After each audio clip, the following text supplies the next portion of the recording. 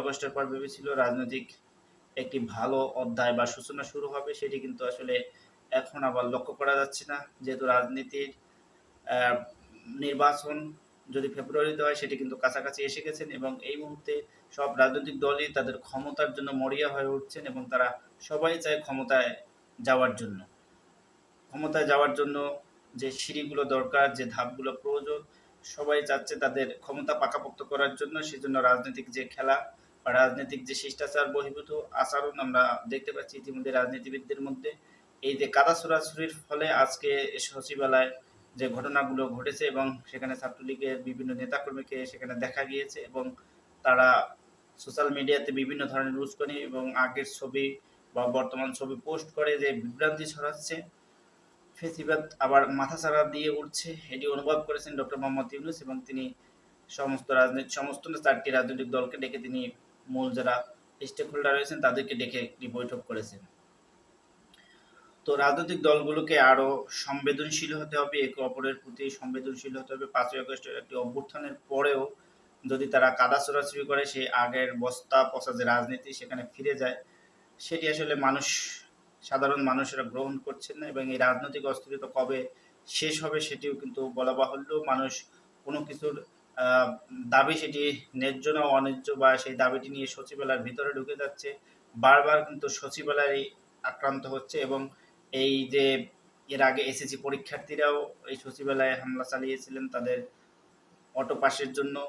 বিভিন্ন সময়ে কিন্তু এই শিক্ষার্থীরা কিন্তু সচিবালয়কে টার্গেট করা হচ্ছে এবং সেখানে তাদেরকে হয়তো কেউ উস্কানি দিচ্ছে, এই উস্কানির ফলে কিন্তু এই অপ্রীতিকর ঘটনাগুলো ঘটছে। তো এই অপ্রীতিকর ঘটনা এড়ানোর জন্য রাজনীতিবিদ যারা রয়েছে বা রাজনৈতিক দলগুলো রয়েছে তাদেরকে আরো কৌশলী হতে হবে যে এই ধরনের ঘটনা যেন না ঘটে এবং এই রাজনৈতিক রাজনৈতিক যে ফায়সালা সেটি রাজনীতির মাধ্যমেই হওয়া উচিত, কিন্তু একে অপরকে কাদা ছোড়াছুড়ির যে নোংরা রাজনীতি সেটি বন্ধ হওয়া উচিত। এটি আসলে এখন কাম্য না।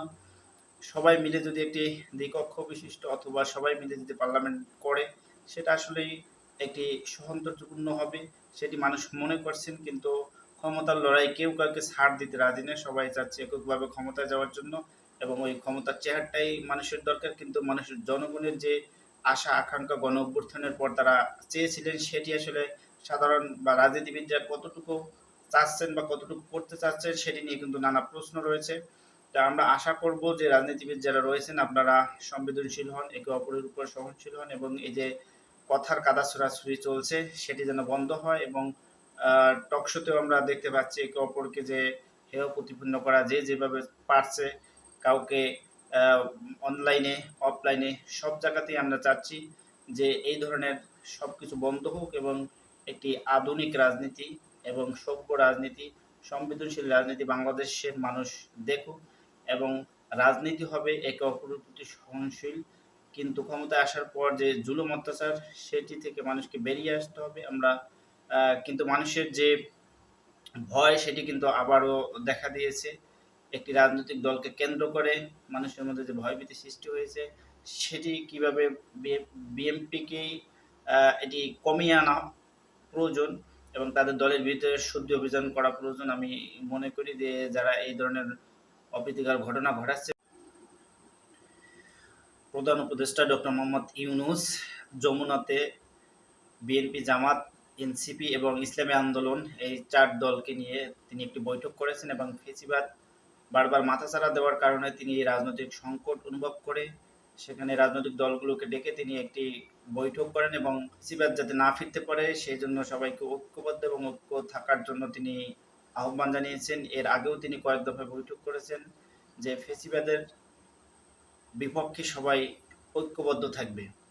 আমরা ইতিমধ্যে রাজনৈতিক ক্ষমতার লড়াইয়ে বা রাজনৈতিক পেশি শক্তি লড়াইয়ে, কথার লড়াইয়ে কিন্তু রাজনৈতিক দলগুলোকে নিজেদের মধ্যে যে কথার লড়াই চলছে এবং এটি একটি দ্বন্দ্ব এবং যারা কর্মী সমর্থক রয়েছেন তারা কিন্তু এটি দ্বন্দ্ব হিসেবেই দেখছেন। এনসিপি, বিএনপি, জামাত একে অপরের পক্ষে যেভাবে স্লোগান দিচ্ছেন বা একে অপরকে যেভাবে কোণঠাসা করার জন্য যে রাজনীতি সেটা করছেন, চাঁদাবাজ, কেউ চাঁদাবাজ বলছে, কেউ রাজাকার বলছে, এই যে ট্যাগিং এর রাজনীতি আবার সেই ক্ষমতার লড়াইয়ের জন্য যে ক্ষতি করছেন তাদেরকে চিহ্নিত করে তাদেরকে আইনের আওতায় আনা উচিত এবং বিভিন্ন জায়গায় যে ঘটনাগুলো সেগুলো প্রতি নজর দেওয়া উচিত। এগুলো যদি এখন এড়িয়ে যায় সেটি কিন্তু নির্বাচনের পর সেটি কিন্তু আরও ভয়ঙ্কর হতে পারে।